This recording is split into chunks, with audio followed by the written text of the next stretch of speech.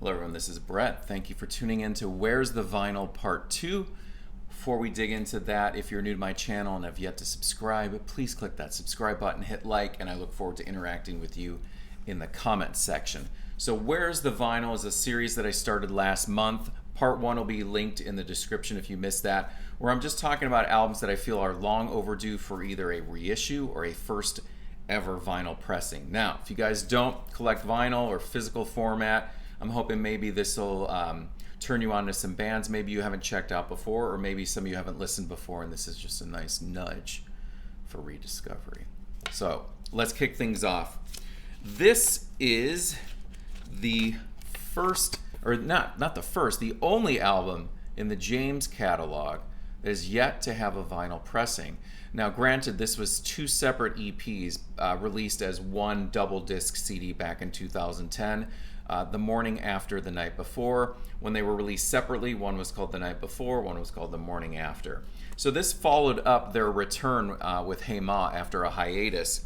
And it is a really stunning collection of songs from one of my favorite bands. If you missed out my album ranking video that I did several years ago, I'll also leave a link for that.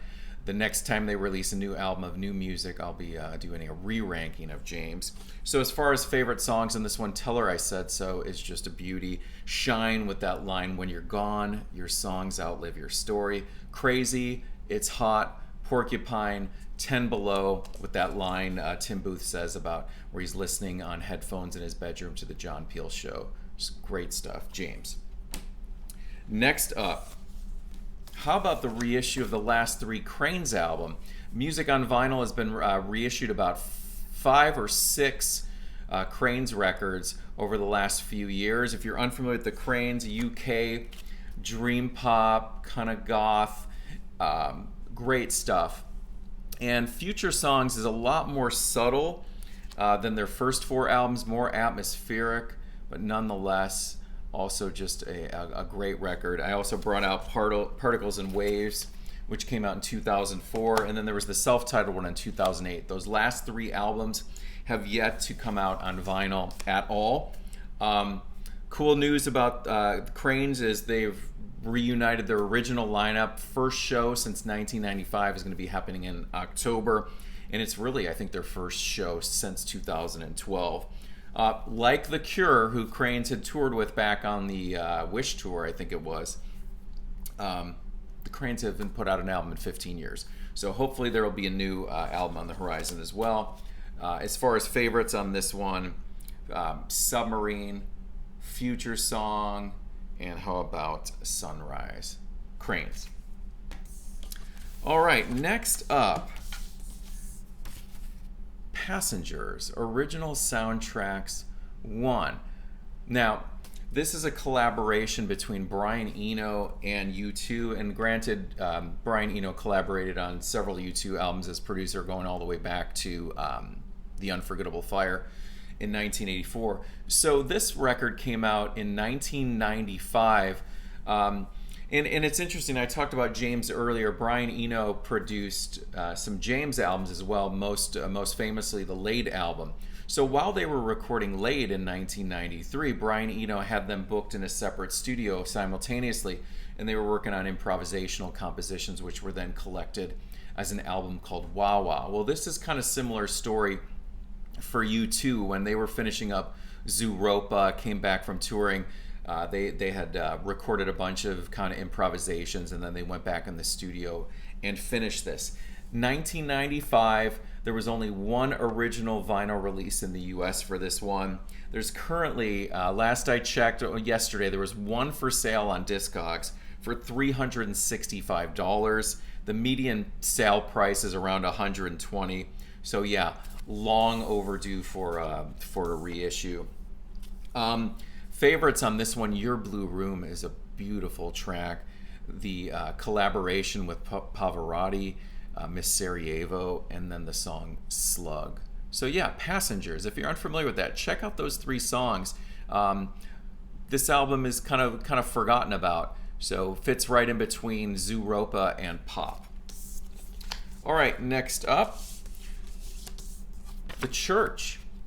I'm going to just show After Everything Now This, which came out in 2002. But there's a long line of church albums that never came out on vinyl, all the way back to 1996 as Magician Among the Spirits, all the way through 2006 as Uninvited Like the Clouds. So it would be great to have these come out on vinyl. The church has had a renaissance. They have a new album out.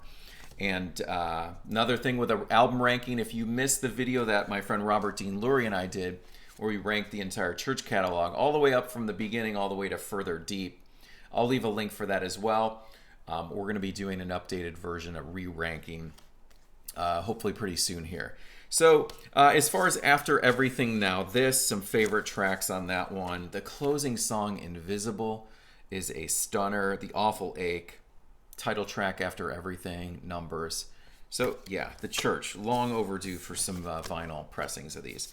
All right, lastly, the Sundays, Blind. You guys are going to go, this got reissued in 2017. It was part of Record Store Day 2017. So the Sundays, a Reading, England a group fronted by Harriet Wheeler, most notable for their track Here's Where the Story Ends, which is a big MTV 120-minute song back in the day. Beautiful band. They only put out 3 albums and then have gone on an extended hiatus, and I think their final album, Static and Silence, came out in 1997. So the Sundays, Blind, came out in 1992. I remember buying this the day it came out on CD in one of the long boxes. The 1992 vinyl pressings, there were 6 pressings back then. As I mentioned, for Record Store Day 2017, they did a reissue of that. For some reason in 2017, I didn't participate in Record Store Day. But here's what's crazy about those reissues. They were limited to 1,500 copies. And the 2017 reissues are selling from between $200 to $350. So it would be great to have that back in print. A beautiful album. Favorites on this one, I Feel, Love, God Made Me, Goodbye, and then the cover of the Rolling Stone song, Wild Horses. So there you have it. There's 5 albums that are in need of a reissue. Let me know what you guys think, which ones you would like to see get reissued, and I'll see you next time. Goodbye.